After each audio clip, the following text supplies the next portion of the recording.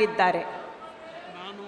ನಾನು ಡಿ.ಕೆ. ಶಿವಕುಮಾರ್ ಎಂಬ ಹೆಸರಿನಾದ ನಾನು ಕಾನೂನು ಮೂಲಕ ಸ್ಥಾಪಿತವಾದ ಭಾರತದ ಸಂವಿಧಾನ ವಿಷಯದಲ್ಲಿ ನಿಜವಾದ ಶ್ರದ್ಧೆ ಮತ್ತು ನಿಷ್ಠೆಯನ್ನು ಹೊಂದಿರುತ್ತೇನೆಂದು ನಾನು ಭಾರತದ ಸಾರ್ವಭೌಮತ್ವವನ್ನು ಮತ್ತು ಅಖಂಡತೆಯನ್ನು ಎತ್ತಿ ಹಿಡಿಯುತ್ತೇನೆಂದು ಮತ್ತು ಕರ್ನಾಟಕ ರಾಜ್ಯದ ಮುಖ್ಯಮಂತ್ರಿಯಾಗಿ ನನ್ನ ಕರ್ತವ್ಯವನ್ನು ಶ್ರದ್ಧಾಪೂರ್ವಕವಾಗಿ ಮತ್ತು ಅಂತಃಕರಣಪೂರ್ವಕವಾಗಿ ನಿರ್ವಹಿಸುತ್ತೇನೆಂದು ಭಯ ಅಥವಾ ಪಕ್ಷಾತೀತವಲ್ಲದೆ ರಾಗ ದ್ವೇಷವಿಲ್ಲದೆ ಎಲ್ಲ ಬಗೆಯ ಜನರಿಗೆ ಸಂವಿಧಾನಕ್ಕೆ ಮತ್ತು ಕಾನೂನಿಗೆ ಅನುಸಾರವಾಗಿ ನ್ಯಾಯಯುತವಾಗಿ ಮಾಡುತ್ತೇನೆಂದು ನನ್ನ ಅಜ್ಜ ಗಂಗಾಧರಜ್ಜನ ಹೆಸರಿನಲ್ಲಿ ಪ್ರಮಾಣ ಮಾಡುತ್ತೇನೆ.